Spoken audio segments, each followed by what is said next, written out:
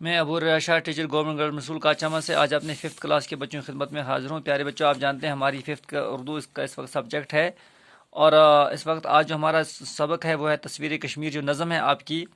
یہ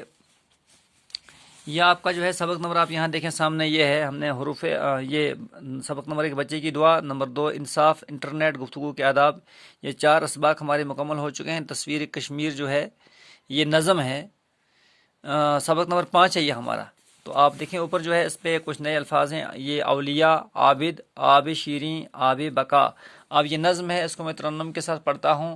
آپ اس کو سنیں گے اور پھر میں جو ہے مختصر خلاصہ اس کا آپ کو بتاؤں گا، اس کے بعد ہم اس کے سوالات کریں گے۔ یہ ہے تصویر کشمیر، نظم کا نام۔ اولیاء عارفوں کی سرزمیں، عالموں اور عابدوں کی سرزمیں، یہ ادیبوں شاعروں کی سرزمیں، مندروں اور مسجدوں کی سرزمیں، ہاں اسی جنت کی یہ تصویر ہے، نام جس کا جنت کشمیر ہے، دل فریبی باغ شالیمار کی، اور نشاط باغ کی وہ دلکشی۔ اگلا صفحہ۔ آبشاروں کی وہ بجتی بانسری، منظر قدرت کی وہ جادوگری، ہاں اسی جنت کی یہ تصویر ہے، نام جس کا گلشن کشمیر ہے، دیکھیے گلمرگ کی کیا شان ہے، چشم گردوں دیکھ کر حیران ہے، وادی کشمیر کی وہ جان ہے، ایک سراپا حسن وہ میدان ہے، ہاں اسی جنت کی یہ تصویر ہے، نام جس کا گلشن کشمیر ہے، ہاں چناروں کی وہ شان دل ربا، اور وہ سرو سنوبر کی فضا، جھیل ڈل کی ہیں قول بھی خوش نما، کشتیوں کا بھی نظارہ ہے جدا، ہاں اسی جنت کی یہ تصویر ہے، نام جس کا گلشن کشمیر ہے۔ پیارے بچوں، تصویر کشمیر یعنی کشمیر کی تصویر، اس کا فوٹو، اس کا فوٹوگراف۔ تو یہ نظم لکھنے والے شاعر کا نام ہے نشاط کشتواڑی۔ بہت پیاری نظم لکھی ہے اس نے کشمیر کے حسن کے بارے میں، جو اللہ تعالیٰ نے اپنی قدرت سے یہاں عجیب عجیب مناظر بنائے ہیں۔ اللہ تعالیٰ نے اپنی قدرت سے یہاں جو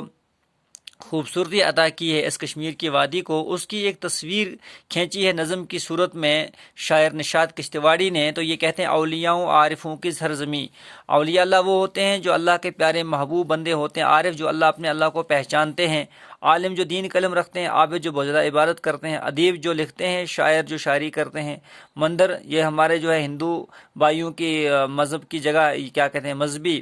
عبادت کی جگہ ہے، اور مسجدیں مسلمانوں کی جگہ ہیں۔ اس طرح سے ساری دیکھو اس پہلے بند کے اندر یہ ایک تصویر جو ہے کھینچی گئی ہے کہ اس سرزمین پر کیسے کیسے جو ہے عابد رہتے ہیں، عالم رہتے ہیں، عارف لوگ رہتے ہیں، شاعر رہتے ہیں، ادیب رہتے ہیں، مندر بھی ہیں، مسجد بھی ہیں، اللہ کو یاد کرنے والے ہیں۔ تو اس طرح سے ہاں اسی جنت کی یہ تصویر ہے۔ تو یوں لگتا ہے جیسے یہ جنت کی ایک تصویر ہے، اور نام جس کا گلشن، یہاں اس میں گلشن کشمیر ہے، یہ غلطی کی وجہ سے جنت کشمیر آیا ہے، پیچھے سارے اشعار میں یہاں پر جنت گلشن کشمیر ہے۔ دل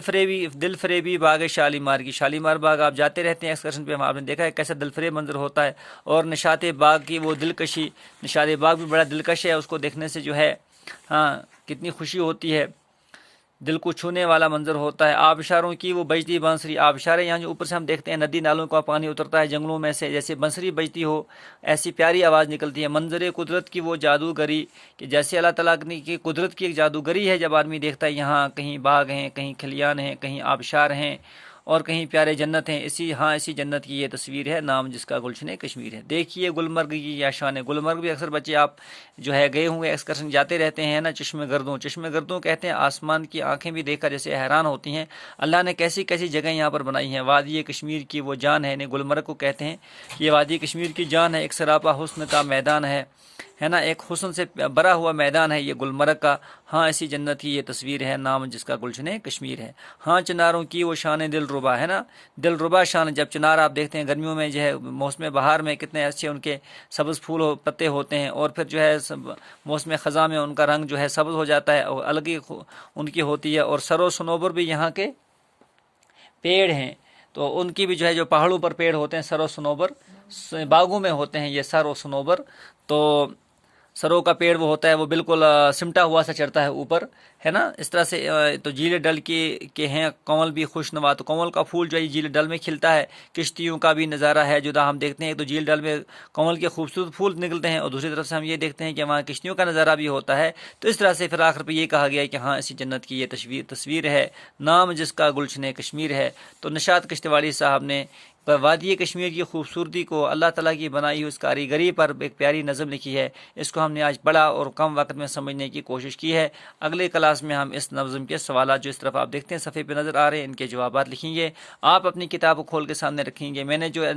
الفاظ جو ہے اشعار کو پڑھا ہے، ہو سکتا ہے یہ ویڈیو میں آپ کو اس کی صاف جو ہے دکھائی نہ دے، جو میرے سامنے کتاب ہے اپنی کتاب کو آپ سامنے رکھ کر دیکھیں گے، اور پھر دیکھیں گے میں نے کن الفاظ کو کس طرح سے پڑھا ہے۔ آپ بھی درست انداز سے اس نظم کے ہر شعر کو پڑھنے کی کوشش بھی کریں، اور اپنے جو ہے آپ کی صفحے کاپی ہے اس پر اس پوری نظم کے 1-2 صفحے بھی لکھیں، تاکہ آپ کو اس نظم میں آئے ہوئے ہر لفظ کا لکھنا بھی آپ کا آسان ہو جائے۔ ٹھیک ہے بچوں، خدا حافظ۔